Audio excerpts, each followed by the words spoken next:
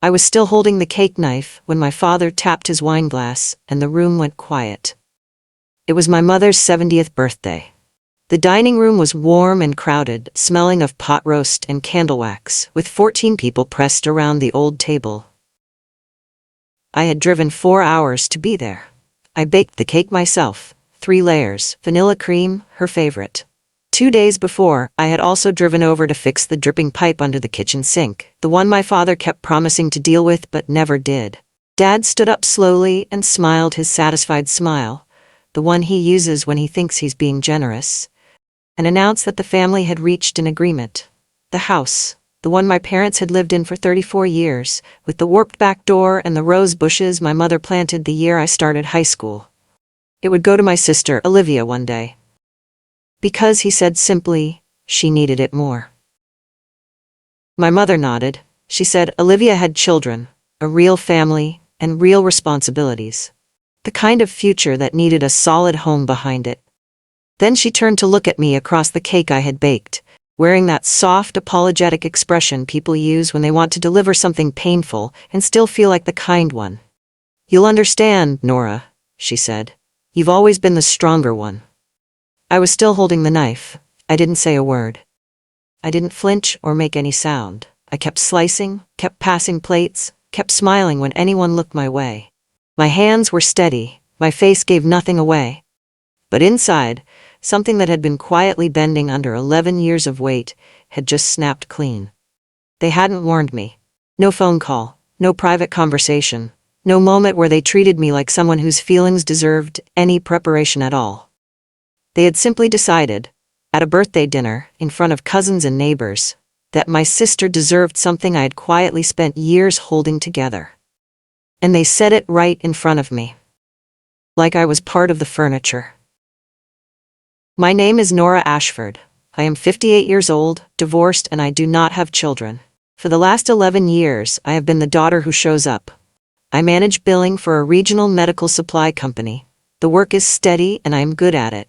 I live in a 1-bedroom apartment 40 minutes from my parents' house, close enough to drive over on short notice, which I have done more times than anyone in my family has ever stopped to count.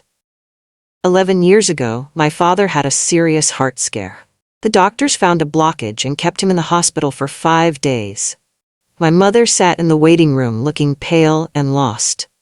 Olivia, who lives 3 states away with her husband Philip and their 2 sons, sent a flower arrangement and called every evening. I drove up the same day he was admitted. I cleaned out the refrigerator before the food went bad, paid the overdue electricity bill they hadn't mentioned, sorted the stack of unopened mail on the kitchen counter, and scheduled a follow-up with the cardiologist before my father was even discharged. I told myself I would stay a few weeks. I rented a nearby apartment and stayed 11 years. Over time, I became the person they called when the furnace made a strange sound, when a confusing insurance letter arrived, when the gutters needed clearing before winter.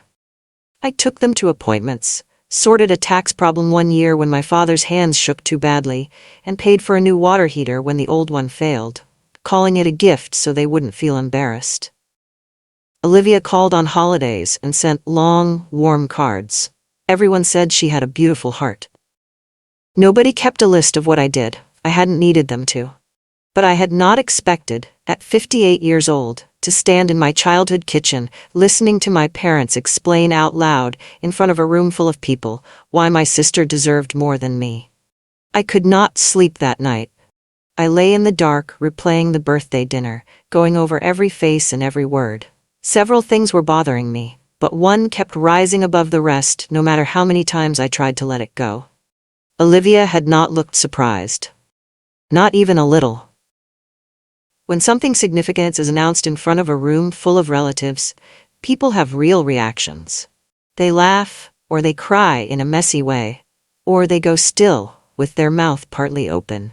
There is always something in the face that couldn't have been rehearsed. Olivia's face had none of that. She sat with one hand pressed flat to her chest and tears on both cheeks, but those tears came too quickly. They were there before my father had even finished speaking. And when she spoke, her voice was already composed. She said she didn't want to take anything from me. She made sure that came out clearly, and first. but that it only made sense because her boys needed stability and I had always been so wonderfully independent. The room softened toward her almost immediately. My aunt murmured something about what a generous heart Olivia had always had. I smiled. I kept passing cake. But I had been watching. She didn't wipe her tears with the back of her hand, the way someone does when emotion catches them off guard. She used a folded cloth napkin, and she already had that napkin ready in her hand before my father sat back down. She had come to that dinner prepared to perform. Driving home alone on the dark highway, the hurt had already started cooling into something sharper and quieter. A single thought had taken hold and wouldn't let go. This conversation had not started at the birthday table. It had started somewhere else, before that night, without me in the room. And that had not been an accident. I needed to find out exactly how far it had gone. I stayed to help clean up after the guests left, the way I always do. My mother had settled into her armchair. My father had disappeared to watch the late news. I moved through the kitchen quietly, wrapping leftovers, stacking plates, rinsing glasses. I was reaching for the plastic wrap when I heard Olivia's voice from the den down the hall. She was talking to Philip. She wasn't whispering. She wasn't even trying to be quiet. She was talking about the back wall. She said they could knock it out and open up the hole downstairs. The kitchen would flow into the living space. So much more natural light.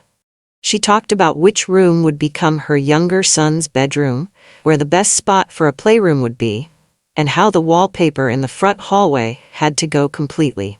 She was not speaking in possibilities. She wasn't saying, maybe someday, or if things work out. She was speaking the way someone speaks when they are actively planning a space they already consider theirs. I stood behind the open pantry door with a bowl of cold, mashed potatoes in my hands and didn't move. She talked about paint colors.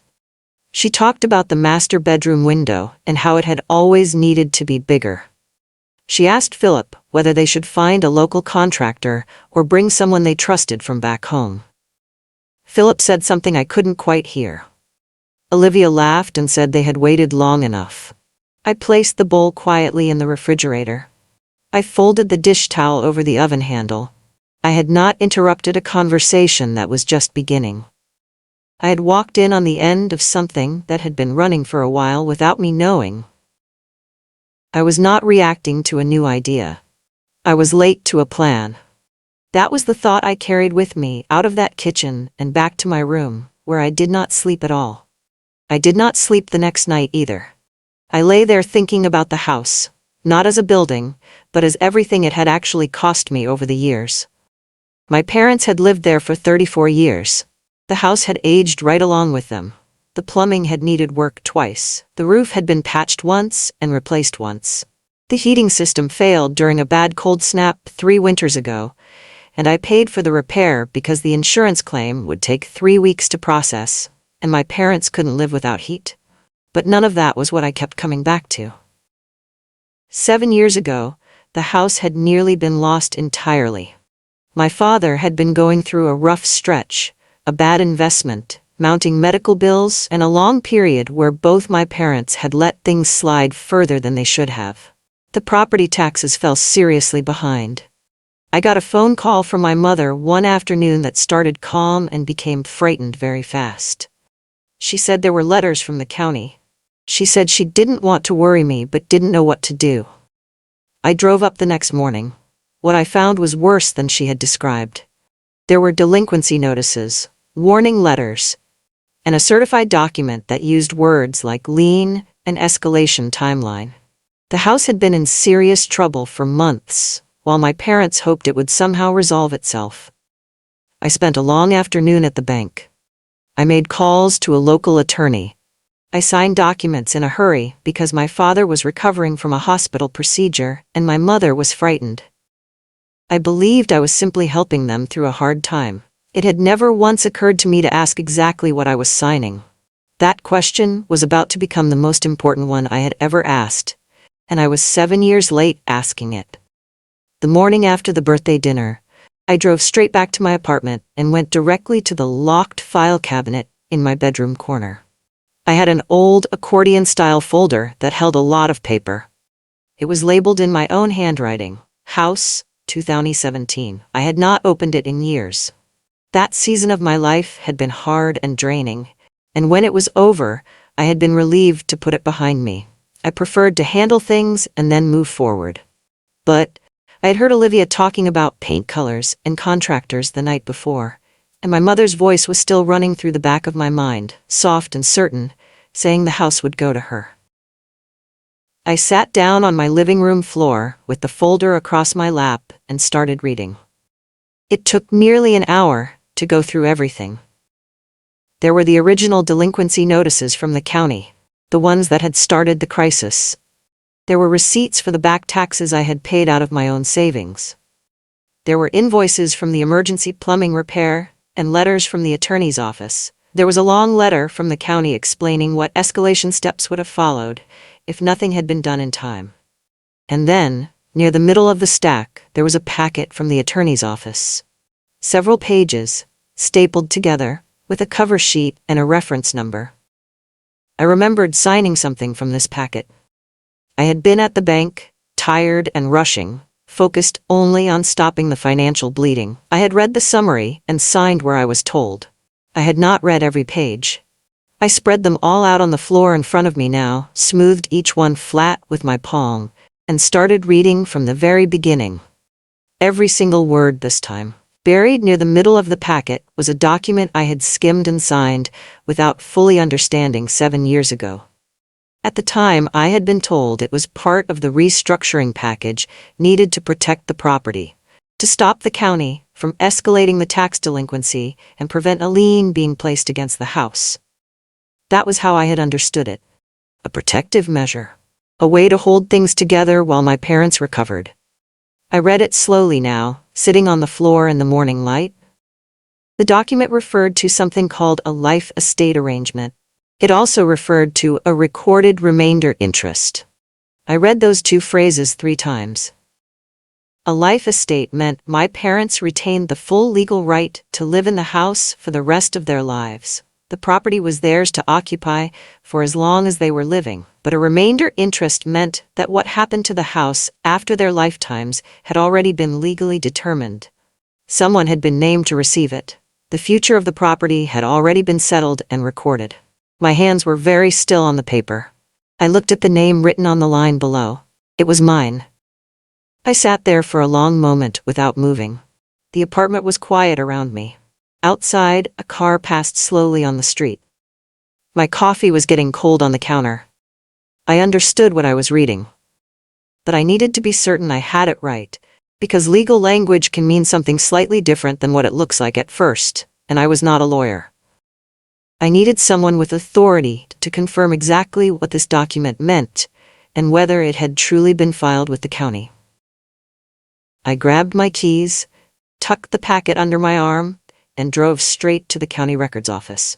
The county records office was a quiet room, with pale walls, fluorescent lighting, and a long front counter. A woman in reading glasses looked up when I came in.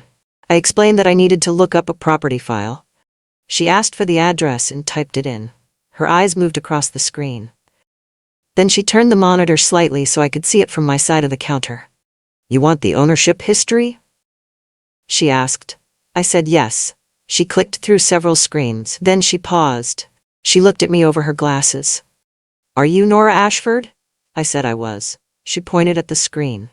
There it was, recorded 6 years prior in the county's official property files, indexed and publicly available to anyone who knew enough to look.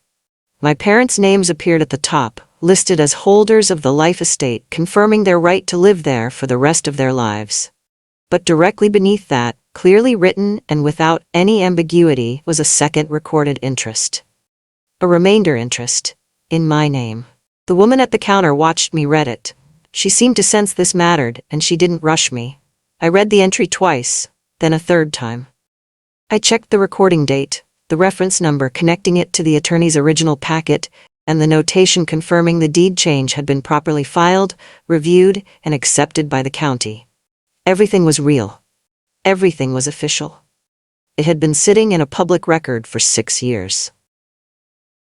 My parents had stood in that dining room the night before and announced in front of 14 people that they were generously deciding the future of a house they had already legally signed away.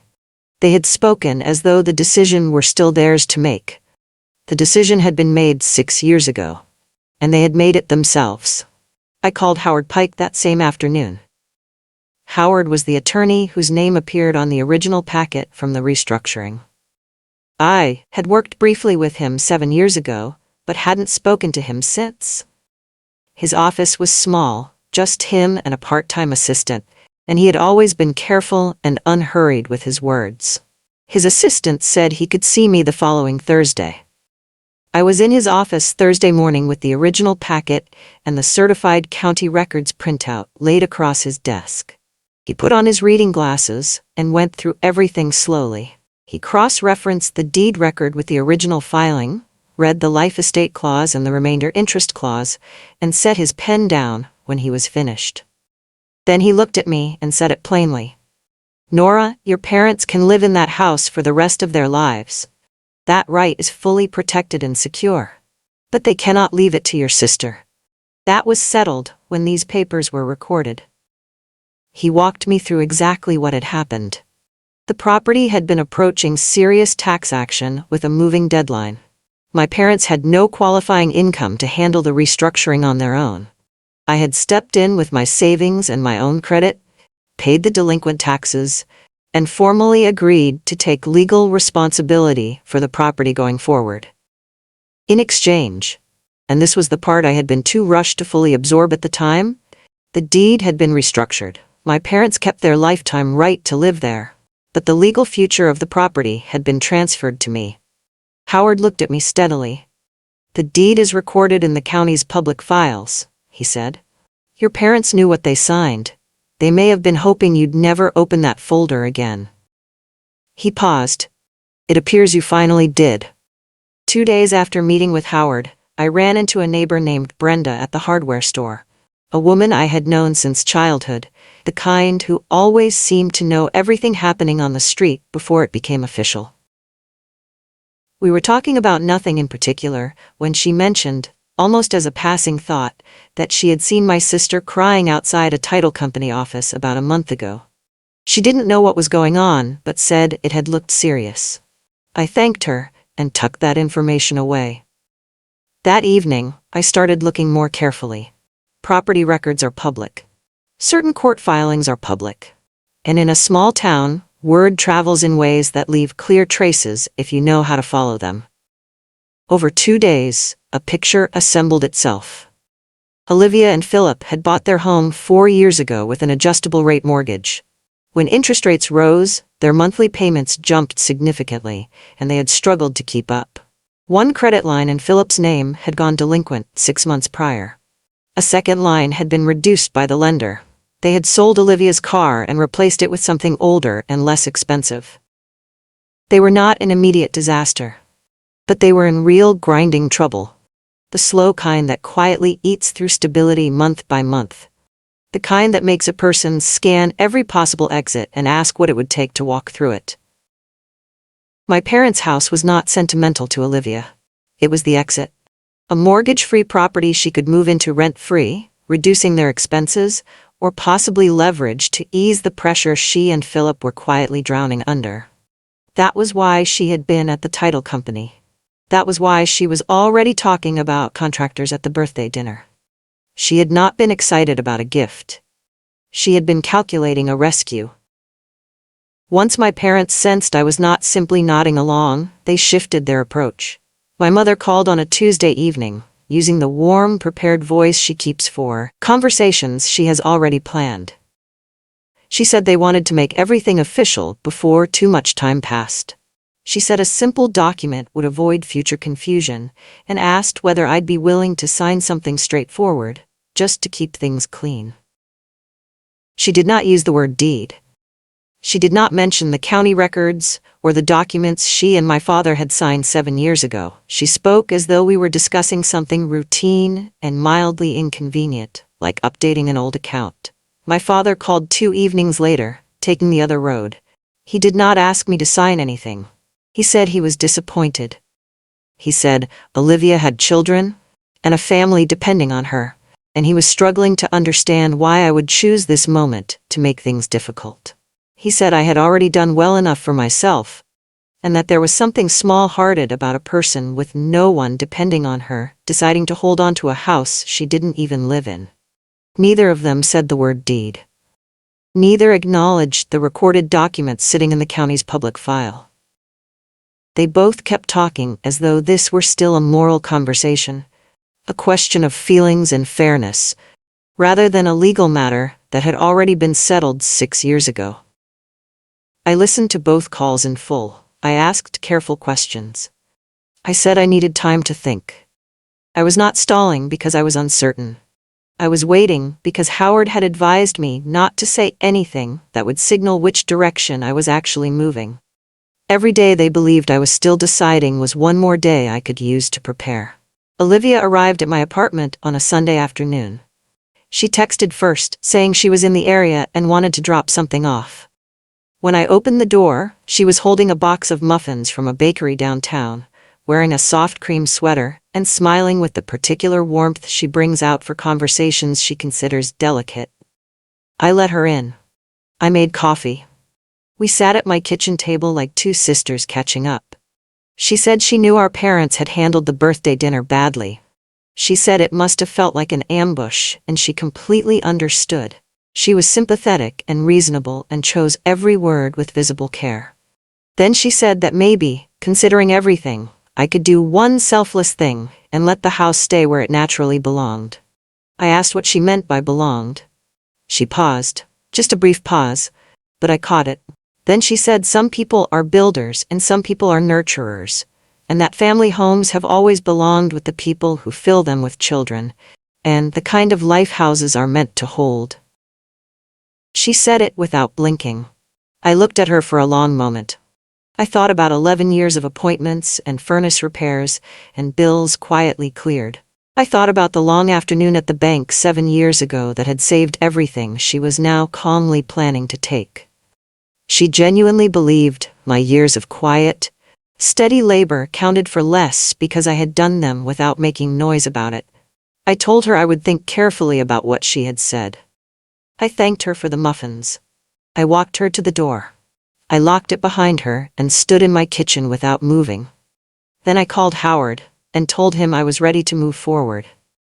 3 mornings later, I was driving past my parents' house on the way to an early work meeting when I noticed a car in the driveway I didn't recognize, a dark sedan with a magnetic real estate brokerage sign on the door. I slowed down and pulled over half a block past the house. I sat with the engine running and watched through my mirror. A woman in a blazer and heels was walking the property perimeter with my mother. She had a notepad and stopped at several points to write things down. She crouched near the front corner of the foundation, examined the frame around the side door, and looked up at the roofline. My mother followed a few steps behind, nodding at whatever was being said. They were not having a casual conversation. The woman in heels moved with the focused purpose of someone doing a professional assessment. She was taking detailed notes. My mother had not mentioned this to me. I sat in my car until they went back inside. Then I drove the rest of the way to my meeting with my hands steady on the wheel and a clear picture finishing itself in my mind. My parents were not simply planning to give Olivia the house someday in a vague future sense. They were actively exploring what could be done with the property right now, borrowing against it, preparing it for some kind of transaction, treating it as a financial tool they had the authority to use.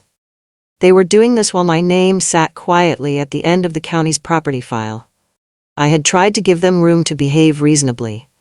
That morning I stopped trying to protect their dignity more carefully than my own legal rights. Everything I did from that point forward would be about protecting what was mine. Howard had given me clear advice from the start. Do not confront them yet. People who believe their plan is working tend to keep talking, and talking people provide useful information. Let them stay comfortable a little longer. Use the time to build a file so complete and consistent that no one could successfully challenge it. So I did exactly that. I went back through the accordion folder, and pulled every document that mattered. I ordered certified copies of the deed package from the county, official, stamped, and reproducible in any legal setting. I pulled my bank records from 7 years ago, showing the exact transfer of funds that had cleared the delinquent property taxes. The amount was specific, and the date matched the county's records precisely. Then I kept going. There were receipts from the furnace emergency 3 winters ago, invoices from the plumbing repair the year before, records from the roof work I had funded 6 years ago, just months after the deed restructuring was finalized. Canceled checks made out to contractors whose names matched those invoices exactly. Finally, I gathered Howard's original memo from the restructuring, written in plain English, explaining what each party had agreed to, and what the recorded deed change meant going forward. By the end of that week, what was spread across my kitchen table was no longer a stack of old paperwork. It was a complete, clean, consistent record of everything I had done to save that property, and everything that had legally followed from it. Howard reviewed it by phone and said the word I needed to hear. He said it was airtight. Every payment matched a record. Every document supported the one beside it. He said if anyone challenged it in court, they would be arguing against a 6-year-old county filing in front of a judge who would have no patience for the attempt. I organized everything into a blue file box and put the lid on. Olivia got there first. I should have expected it, but the speed of it still surprised me. Within 10 days of the birthday dinner, she had already reached extended family members, family friends, and anyone who might carry influence with me. She had a story ready and told it well. Her version went like this. Our elderly parents, not as sharp as they once were, had been quietly pressured years ago into signing documents they hadn't fully understood. Now I was hiding behind that old paperwork to claim something that morally belonged to the family, specifically to the sister who had children, who had roots, who had a real reason to need stability. She framed herself as the protector. She framed me as the one who had taken advantage of a vulnerable moment. It was slick, emotional, and well-constructed. A cousin called me, genuinely worried, to ask whether I was really going to fight my own aging parents over a house. He said he just wanted to make sure I had thought it through completely. An aunt left a voicemail. She said greed had a way of changing people, and she hoped I would search my heart before doing something I couldn't take back. A family friend my mother had known for 30 years sent a short message saying she was sad to hear what was happening. Not one of them had heard my side. Olivia had reached every single one of them first, with a version of events that made the legal documents sound like manipulation, and made me sound like a daughter exploiting the parents who loved her. I didn't call any of them back to argue or explain. I saved every voicemail and every message, added them to the file box, and waited. People who talk tend to talk more when they think they're winning. The following weekend, there was a church luncheon I had attended every year for 9 years. Several women I had known most of my adult life were there, and the moment I walked in I noticed, without needing to look directly, that 2 of them gave me the careful, measuring look people save for someone who has become the subject of a story they aren't sure how to name out loud. I smiled at everyone. I said hello, asked about grandchildren, gave a compliment about someone's new haircut. I helped set out the casserole dishes, refilled the water pitchers, and stayed the full 2 hours without saying a single word about my parents, the house, or Olivia. On the drive home, I thought about what Olivia was doing while I sat quietly stacking dishes. She was likely on the phone, working the next person, adding another worried cousin or concerned family friend to her list. She had always been good at making people feel like they were being let in on something important. It was one of the things I had genuinely admired about her, once. I knew what she would read into my silence at that luncheon. She would read weakness. She would read hesitation, maybe guilt. The particular kind she had always believed I carried for not having children, for building a quiet life she considered less meaningful than her own. She had always mistaken my quietness for uncertainty. Other people had made that mistake about me over the years, and it had never ended well for any of them. Every hour she spent spreading her version of events was another hour the real, documented version waited patiently in the blue file box on my kitchen table. The truth had been in the county's public records for 6 years already. It was in no hurry. I was content to let her keep talking. She was building my ending higher every time she opened her mouth. My father called on a Thursday evening, about a week after the luncheon. He opened by telling me he was disappointed. He said I was hiding behind legal language instead of doing what was right, and that a piece of paper was not the same as a family. He said some things mattered more than documents, and he had hoped I would understand that by now. I listened without interrupting. I had learned a long time ago that pushing back too early gives people a reason to stop talking. I just let him go. Then he said the thing that changed my low, quiet anger into something colder and far more useful. He said, "That arrangement was only made because you were available. It was never meant to override what's fair." Available. He said it the way you might explain why one person was assigned a task, because they happened to be nearby at a convenient moment. Not because they had sacrificed anything, not because they had contributed meaningfully, just because they had been there and someone needed the work done. I thought about the afternoon at the bank 7 years ago, signing papers while my father recovered from a hospital procedure and my mother sat at home frightened. I thought about the savings I had drained to clear the back taxes, the credit I had put at risk, the legal responsibility I had taken on quietly because there was no one else willing to do it. Available. When the call ended, I walked to my desk, found a clean notepad, and wrote down his exact words. Word for word. I put the date at the top. Then I placed that page at the very front of the blue file box. Howard had told me to document everything. I had been doing that throughout. But this one I wrote in large, careful letters. I knew I would need to remember exactly how he had framed it. My mother had a minor fall on a Wednesday night. She slipped on a wet kitchen floor, caught her hip on the counter edge, and was taken to the hospital as a precaution. The doctors kept her overnight for observation, but by morning they were confident nothing serious had been injured.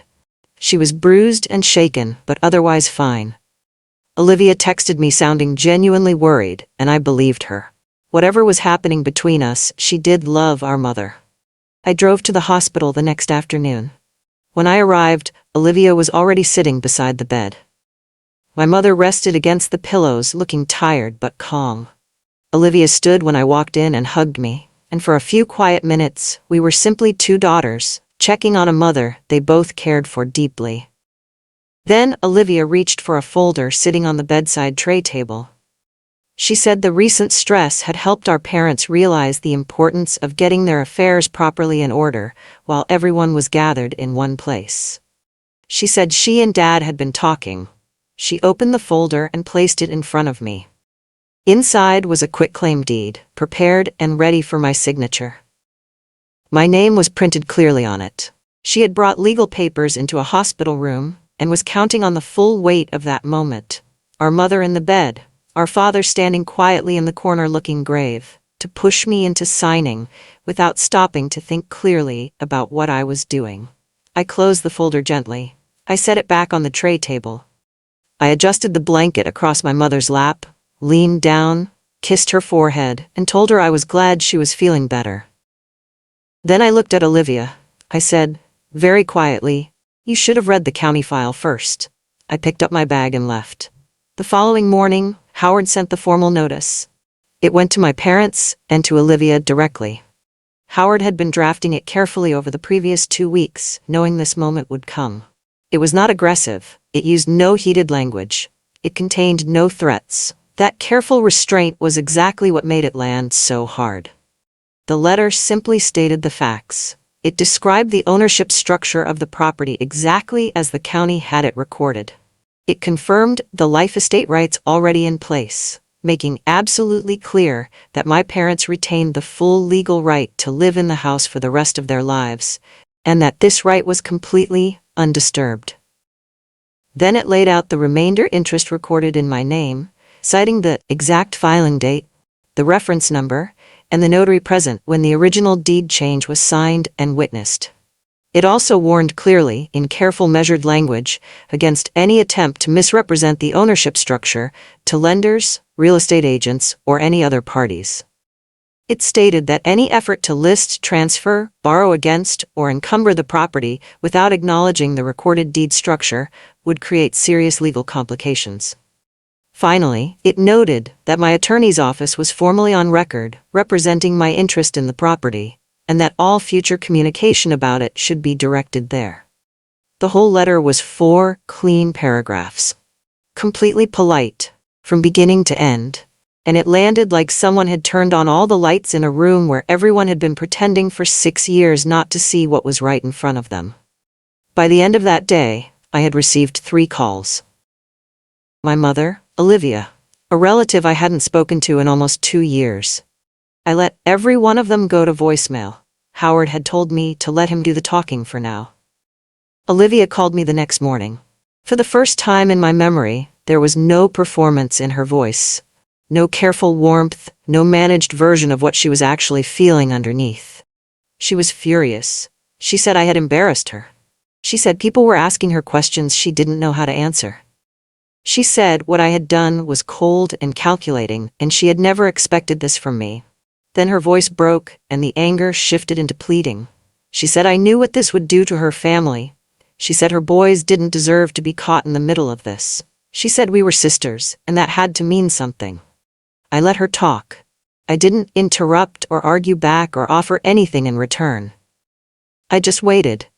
When she finally ran out of words, I said one thing. I told her the house had not turned against her.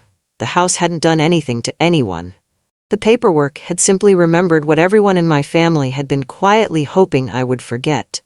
She didn't say anything to that for a long moment. Then she said this wasn't over, and ended the call. I sat with the phone in my hand and thought about the years I had spent being the quiet one, the available one, the strong one who handled things without making a fuss. All the times I had smoothed things over, let them go, stayed silent when I had every right to speak, because I hadn't wanted to make things harder for the people around me. The paperwork had done what I had never quite felt safe enough to do myself. It had told the complete truth, plainly and without any apology at all. I was starting to understand what that felt like, and I found I didn't want to stop. My mother called a family meeting. She sent word through a chain of relatives. Her sister, who called a cousin, who texted me, that there would be a gathering at the house the following Sunday. She said she wanted everyone to hear both sides of what was happening. She said it was important for the family to stay united through difficult moments. I understood immediately what this was. When a legal reality becomes impossible to argue around, some people reach for a moral audience instead. They call a meeting not to genuinely resolve anything, but to create a scene wide enough and emotional enough that documented truth might be overwhelmed by the weight of a room full of people who have only heard one version of events. My mother was counting on extended family pressure to make me back down. I called Howard that evening. He said to attend, say nothing about strategy, and bring the file box. He also said to sit down first and wait for them to begin. Let them show the room who was controlling the room. On Sunday I arrived at the house exactly on time. Several relatives were already there, an aunt and her husband, 2 cousins, a longtime family friend who had known my parents for decades. Olivia sat beside Philip near the window. My father stood near the doorway with his arms folded. My mother was in her usual chair. I sat down at the dining room table, placed the blue file box on the floor beside my chair, and folded my hands quietly. My mother opened by saying she hoped everyone could speak calmly and with love. I said that sounded like a fine idea. Then I waited. This was the same room where I had sorted delinquency letters 7 years ago. I had been in this room through many kinds of difficult over the years. I was very comfortable waiting in it. My mother opened by saying that homes belong where children are raised. She said it carefully, the way you say something you have rehearsed until it sounds natural. She said a family home was not simply property, it was a living history, and its purpose was to go on serving the people who still needed it most. My father said that legal documents were cold things and that love mattered more than signatures. He said he hoped I could look past the paperwork at the bigger picture in front of us. Then Olivia spoke. She cried, which she does with great skill, and she said she had never wanted any of this conflict. She said she had always admired me, but that something had hardened in me over the years. She said she hoped the family I claimed to love still mattered more to me than winning an argument. The room listened in respectful quiet. Then my mother looked at me and said, in front of everyone gathered there, "Norma may have her papers, but she knows in her heart this house was always meant for your sister." She used the wrong name. She had done that my whole life during moments of stress, confused my name with someone else's. Usually I let it go. I let it go now too. The name didn't matter. What came after it did. I looked slowly around the room at the faces watching me. Then I reached down, lifted the blue file box onto the table, and removed the lid. I said I would like to share a few things with everyone present. Not to argue with anyone, not to embarrass anyone, but because the people in this room deserved to hear an accurate account of what had actually happened, in the same place where they had only ever been given one carefully shaped version. I placed the documents on the table one at a time. First, the certified county deed copy, official stamp, recording date, and the clear notation of both the life estate and the remainder interest. I set it at the center of the table where everyone could see. Then the delinquency notices from 7 years ago, the formal letters the county had sent when the property taxes fell seriously behind, containing words like escalation and lien.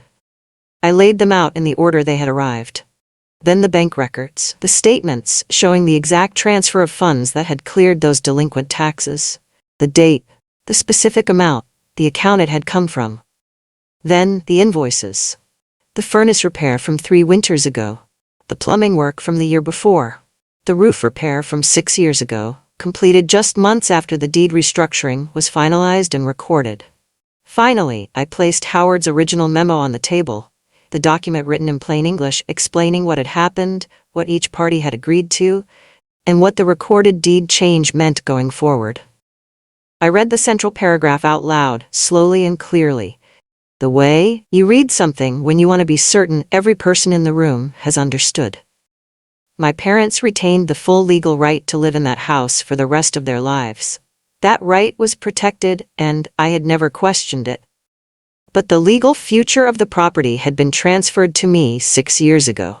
Following my financial contribution, my assumption of legal responsibility, and a properly executed deed change that had been notarized, filed, and recorded in the county's public records.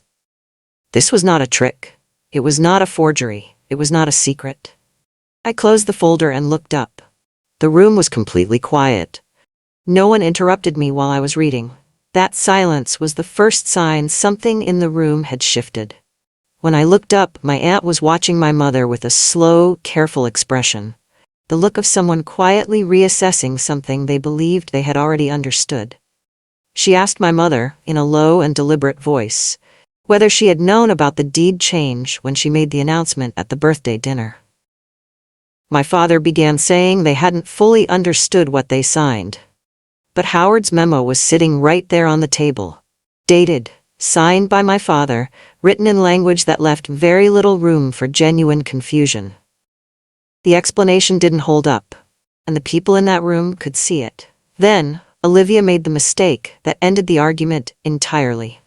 She had been unusually quiet through my whole presentation. But as the mood in the room shifted in a direction she hadn't prepared for, something in her composure slipped. Her voice came out sharp and unguarded. She said that none of this would even be an issue if I had just signed it over like a decent sister would have done. The room went still in a completely different way, because what she had said, without meaning to say it, was the exact truth underneath everything she had done. She had not been defending fairness. She had not been protecting 2 aging parents. She had been waiting, with muffins and soft eyes and carefully selected words, for me to willingly hand over something I had legally earned, so she could use it to pull herself out of a financial situation I was never supposed to know about. My aunt looked at Olivia. Then she looked at me. My cousin set his coffee cup down without speaking. My father looked at the floor. My mother was very still. The documents had already done everything that needed doing. I did not ask my parents to leave their home. That is the part I want to be clear about, because it matters more than anything else in this story. I had spent 11 years being the strong one, the quiet one, the one who shows up without being asked. I was not going to end this chapter by becoming someone I didn't recognize. I told the room, calmly and clearly, that the life estate agreement stood exactly as it had always been written. My parents had the full legal right to live in that house for the rest of their lives, and I would honor that without question. Nothing about their daily life needed to change. But two things were finished, and I said so plainly. The first was any plan, spoken or unspoken, to transfer that property to Olivia in any form, at any future point. That matter was settled and recorded, and it would stay that way. The second was the version of me that had existed in this family for 11 years. Invisible, taken for granted, and always available. The version who fixed the pipes, cleared the bills, drove to the appointments, and sat at the bank on difficult afternoons without ever once being acknowledged as someone whose contribution actually mattered. That version was done. I picked up the file box, set the lid on it, and walked out of the dining room. At the front door, I paused for just a moment. Behind me, the house was quiet, in the particular way a room goes quiet when people begin the slow work of recognizing something true about themselves. I stepped outside into the cool afternoon air. I had not won the way people win on television, with a speech that drops jaws and a triumphant exit. I had won the way real things are won. Through patience, through careful documentation, through 11 years of showing up, and one afternoon 7 years ago when I had done something that mattered enormously without yet understanding how much. The documents had said it for me. Clearly, officially, and in a way no birthday dinner announcement could ever undo. If this story hit you somewhere deep, if you've ever been underestimated by the people who were supposed to protect you, or if you know what it feels like to have your voice taken away by someone who smiled while they did it, then you already know why Brooke's story matters. This is the kind of story we tell here. Real stakes, real consequences, real people who refuse to fold. Subscribe and turn on the notification bell so you never miss the next one, because the stories coming are even more powerful than this one, and you don't want to be the last person to hear them. And before you go, drop a comment and tell me, where are you watching from, and what part of Brooke's story hit you the hardest? Share this with someone who needs to hear that staying quiet can be the most powerful move you make, and that the truth always finds its way to the surface, no matter how deep someone tries to bury it. We'll see you in the next one.